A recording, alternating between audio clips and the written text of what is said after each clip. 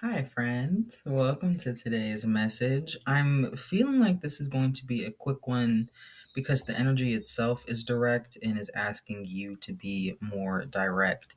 This reading is for someone who is right now struggling with appearances, but it's more so concerned about how they come across to others. It's really being concerned about what others think about you. There's a lot of anxious thought around that, a lot of worrying because I'm sensing these people have some perceived power over you or maybe a position that you hold.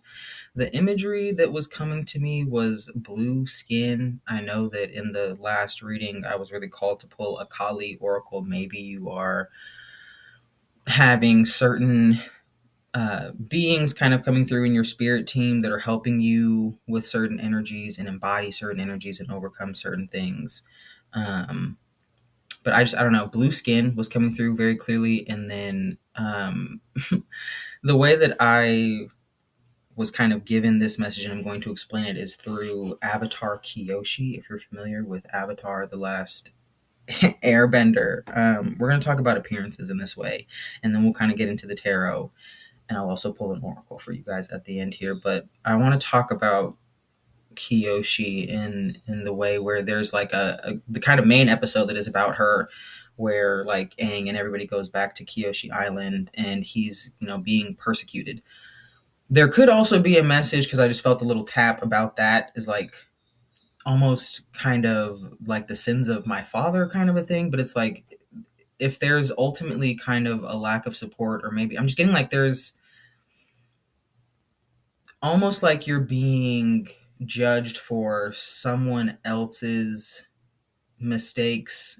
Somehow that's being put off on you. There's a general, it seems to be like lack of accountability where it needs to be, and I think you're the kind of person that like is generally willing to shoulder things because you just want things to be correct or whatever. Like you want to just rectify things. You're not so concerned about like whatever.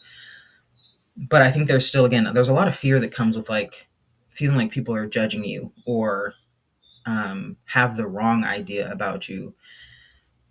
The very like general overview of that episode, is when Kiyoshi is actually comes through and kind of embodies Aang and is able to speak through him, and she explains technically she didn't kill Chin the Conqueror, right? He is a horrible tyrant who has been going and like overtaking all of the Earth Kingdom's land, and when he arrives at the little peninsula where like Kiyoshi and all of her people are, she's like didn't even really fight him. She straight up created Kyoshi Island and pushed that whole island away from him, right?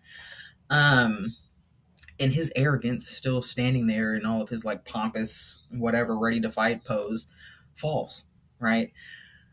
There are a lot of things that I'm getting nudges about as I go through this story, and we can talk about stepping out of other people's way that are already on a destructive path. It's not necessarily your job to take down these symbols of like oppression. I feel like you have so much weight on your shoulders as I'm getting into this energy, like almost like you think that you have to save the world in some way, which is, it's great to have big visions like that and understand that you are capable of really, changing things. But like the weight as it currently sits is not empowering, it's debilitating. So this is like understanding that people whose source as they move is a destructive one, that they will destroy themselves, right? This is kind of about distancing yourself, right? That symbolism of Kyoshi just being like, all right, well, we're gonna detach. We're literally gonna I will remove myself from the mainland if that's what it is, because I refuse to bow. I'm not gonna bend the knee to you. Sorry. And your ways will destroy themselves as they did. Even when Kiyoshi first like was speaking to the audience, she says, "I killed Chin the Conqueror." Not technically, but she's fine with you if that is the way that you want. Like technically, sure, fine, yes, I did it, and she says that, owns it, explains her story, whatever. And then even at the end of that, after everything, because like Aang is on trial, they still, I'm pretty sure if I'm remembering the episode correctly, are not like immediately forgiving. They still blame him and are wanting some type of like punishment to be rectified, right? Um Overall, what this message was saying to me when it was first impressed upon me was that you cannot please everybody. Even going so far as to explain at the length that Kiyoshi did, and then the end result still being that, like, you need to understand that you do not have to explain yourself so much. You are at a certain point wasting your breath.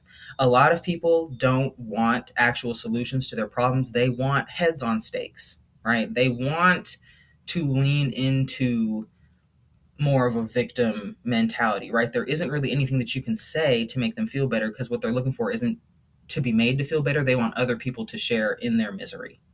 Okay, so this is about becoming more aware of that energy when it presents itself and wherever it presents itself, and allowing yourself to do the Kiyoshi thing and not give a single iota of a fuck about what people are saying or thinking about you, how they perceive your actions when you are doing what you need to do to protect yourself or the people around you.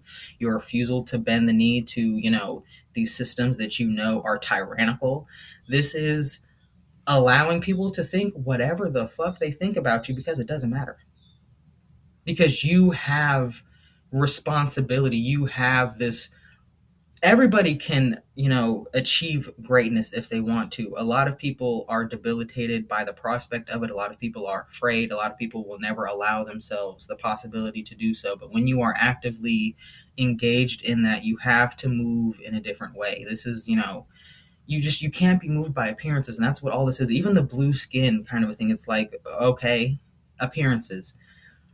Are you going to be so moved by appearances? Are you going to let other people's perceptions of appearances move you? Or, you know what I mean? Like, let's get into what the tarot wants me to say, which is, it may feel like right now,